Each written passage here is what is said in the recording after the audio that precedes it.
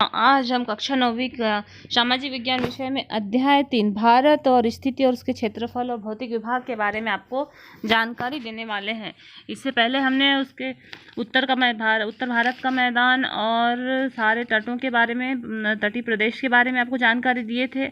आज हम द्वीप समूह और विविध प्रश्न उत्तर जो इसके पूछे जाते हैं उसके बारे में हम आपको जानकारी देने वाले हैं। देखिए, द्वीप समूह, द्वीप मतलब कि हम भारत का नक्शा देखते हैं तो भारत के नक्शे में देखते हैं कि हमारा जो नीचे वाला जो भाग है, दक्षिण का भाग पूरा समुद्र से घिरा हुआ है।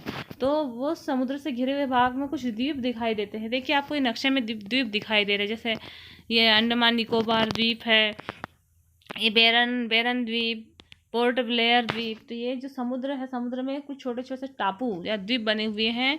इसी के बारे में हम अध्ययन करने वाले हैं। देखिए, ये ग्रेट ब्रियर द्वीप और ये अपना वमोटरा द्वीप, ये बंगाल की खाड़ी के आजू बाजू में द्वीप दिख रहे हैं।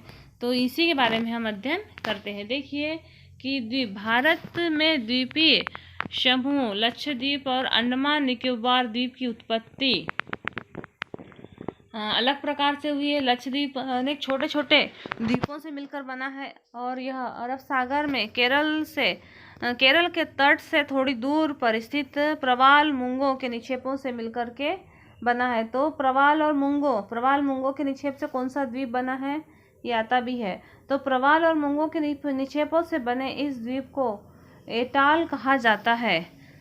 तो प्रवाल और मुंगो के निक्षेप से बनने वाले द्वीप को लक्षद्वीप कहते हैं। इसे ही एटाल कहा जाता है। बंगाल की खाड़ी में स्थित अंडमान निकोबार द्वीप सबसे बड़ा द्वीप है। तो अंडमान निकोबार द्वीप कौन सी खाड़ी में स्थित है, तो बंगाल की खाड़ी में, और ये सबसे बड़ा द्वीप है। इसके द्वीपों की संख्या भी अधिक है।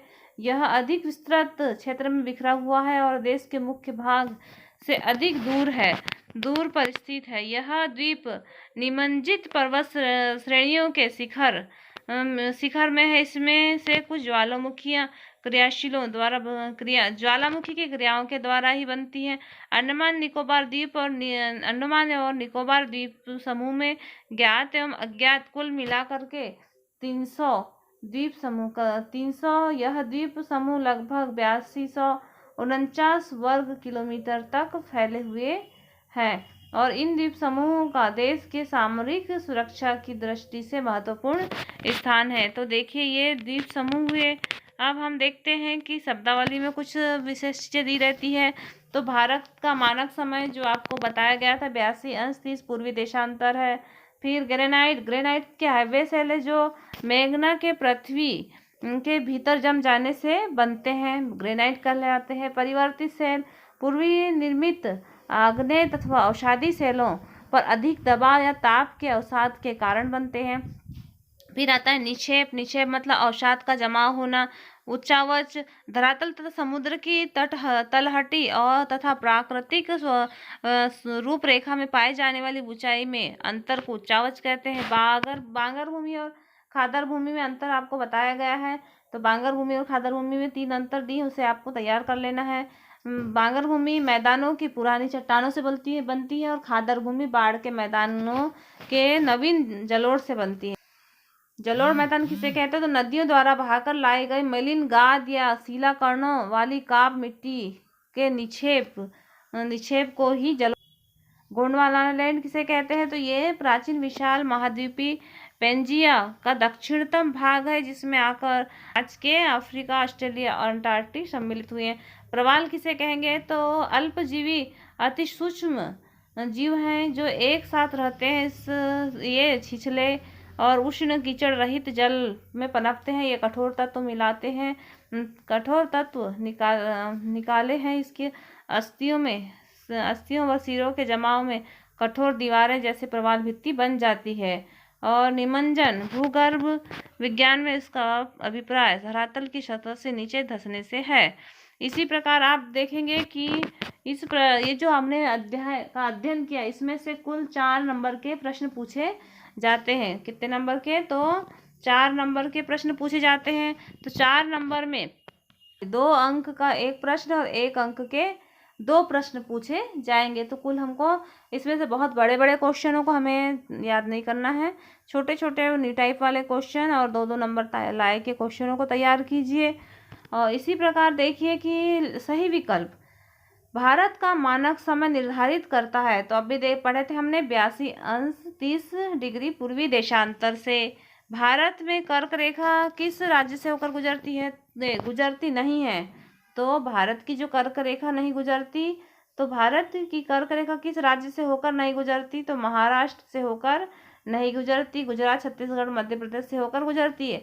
देश का सबसे बड़ा केंद्र शासित प्रदेश अंडमान निकोबार द्वीप समूह है। भारतीय प्रायद्वीपीय पठार किस प्रकार की चट्टानों से बना है? तो अत्यंत प्राचीन चट्टानों से मिलकर के बना है। फिर देखिए सत्य असत्य, भारत के दक्षिणतम बिंदु दक्षिण में हिंद महासागर है, दक्षिण में हिंद महासागर है, सही।